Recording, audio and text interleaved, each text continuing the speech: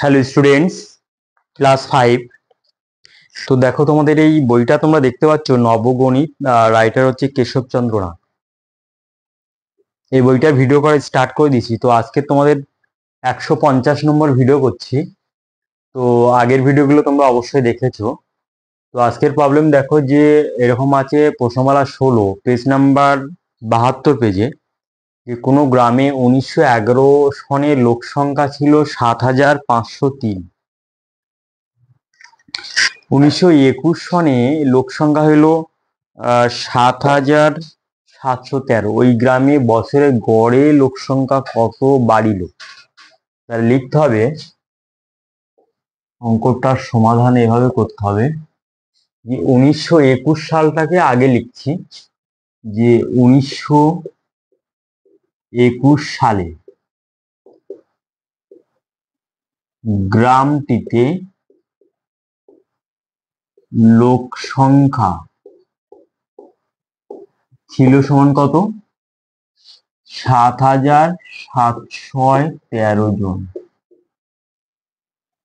আর 1911 সালে, 11 সনে আছে ওখানে, ঠিক আছে, সনে কথাটা লিখে দাও। গ্রামটিতে লোক সংখ্যা ছিল সমান সমান 7,503 জন। তাহলে বিয়োগ করে পাই, লম্বা করে দাগ দাও, যে এখানে লিখে দাও যে বিয়োগ করে পাই।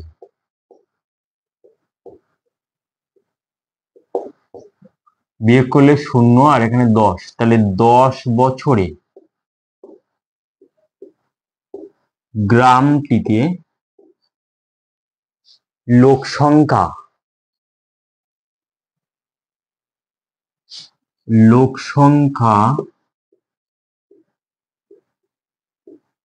বাড়িল। কত বাড়লো দেখো এখানে, তাহলে বিয়োগ করলে 0, 1, 210 জন। তাহলে 1 বছরে গ্রামটিতে লোক সংখ্যা বাড়িল সমান, তাহলে 210 ভাগ 10, 0 0 কাটা, সমান সমান 21 জন। তাহলে ওই গ্রামে বছরে লোক সংখ্যা বাড়িল, অতএব 1 বছরে, মানে বছরে মানে হচ্ছে 1 বছরে, অতএব গ্রামটিতে বছরে লোক সংখ্যা বাড়িল, গড়ে লোক সংখ্যা, গড়ে কথাটা লিখতে হবে, বাড়িল 21 জন। তাহলে এটা হচ্ছে আনসার। তাহলে অঙ্কটা আশা করি তোমরা অবশ্যই বুঝতে পারলে, যে একদম সহজ অঙ্ক। তাহলে আমাদের এখানে আরেকটু আমি ব্যাখ্যা করে দিচ্ছি অঙ্কটা, যে এখানে যেটা বলছে যে 1911 সনে লোক সংখ্যা ছিল 7,503 জন, আর 1921 সনে লোক সংখ্যা হইল 7,713 জন। তাহলে বলছে গ্রামটিতে গড়ে লোক সংখ্যা কত বাড়িল। তাহলে আগে আমাদের দেখতে হবে যে ওই গ্রামটিতে, মানে ওই 1911 থেকে 1921 সাল পর্যন্ত মোট, তাহলে 10 বছর হচ্ছে, বিয়োগ করলে তাহলে 10 বছরে গ্রামটিতে কত লোক সংখ্যা মানে বাড়িল।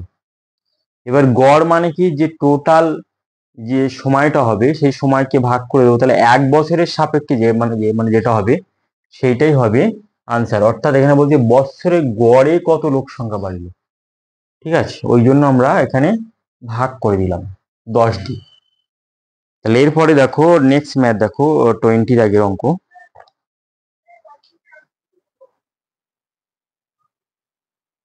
তারপরের ম্যাথটা এরকম আছে যে 5 জন বালকের বয়সের গড় দেওয়া আছে 9 বছর।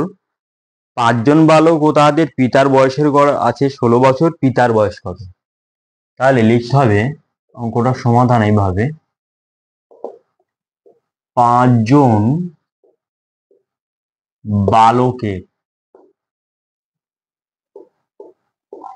গড় বয়স কত আছে?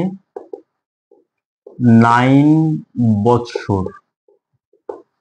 তাহলে 5 জন বালকের মোট বয়স যখন মোট বের করবো তাহলে কি হবে, গুণ করতে হবে, গড় বয়সের সাথে গুণ করতে হবে, ইন্টু 5, 45 বৎসর।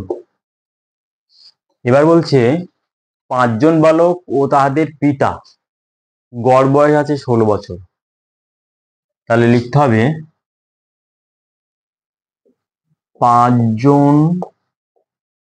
বালক ও তাহাদের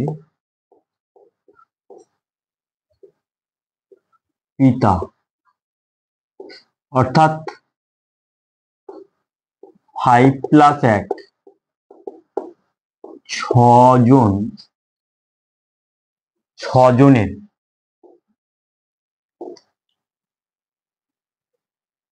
গড় বয়স কত দেওয়া আছে,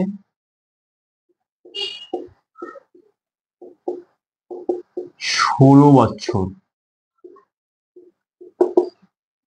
তাহলে ওই 6 জনের মোট বয়স, তাহলে 6 জনের মোট বয়স, তাহলে 5 জন বালক ও তাদের পিতা, অর্থাৎ 6 জনের মোট বয়স কত হবে, 16 গুণ 6,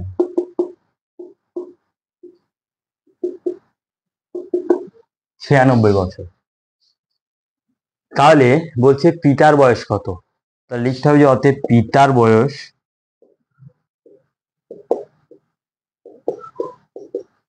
তাহলে 96 বছর থেকে এই 45 বছর বিয়োগ করতে হবে, 5 6 1 হলে আর 51 বছর। ঠিক আছে, 51 বছর হবে। তাহলে আশা করি অঙ্কটা তোমরা অবশ্যই বুঝতে পারলে। তাহলে একদম সহজ অঙ্ক, আবার এই টাইপের অঙ্ক কিন্তু তোমাদের কিন্তু কম্পিটিটিভ পরীক্ষাতেও দেয়। ঠিক আছে, তাহলে এই চ্যানেলে যদি তোমরা নতুন হও তাহলে এই চ্যানেলটাকে অবশ্যই সাবস্ক্রাইব করে রাখবে এবং পাশে থাকা অল নোটিফিকেশন অন করে রাখবে, যেন পরের ভিডিও আপলোড করার সাথে সাথে যেন তোমরা পেয়ে যাও। ঠিক আছে, তাহলে ইউটিউব ভিডিওর মাধ্যমে এইভাবে তোমরা কেচি নাগের অঙ্ক অবশ্যই শিখতে পারবে যদি এই চ্যানেলটাকে অবশ্যই সাবস্ক্রাইব করে রাখো। এবারে দেখো 21 দাগের অঙ্কটা, অঙ্কটা সহজ আছে, কিন্তু 21 দাগের অঙ্কটা আমি পরের ভিডিওতে আপলোড করব, 150 নম্বর ভিডিও।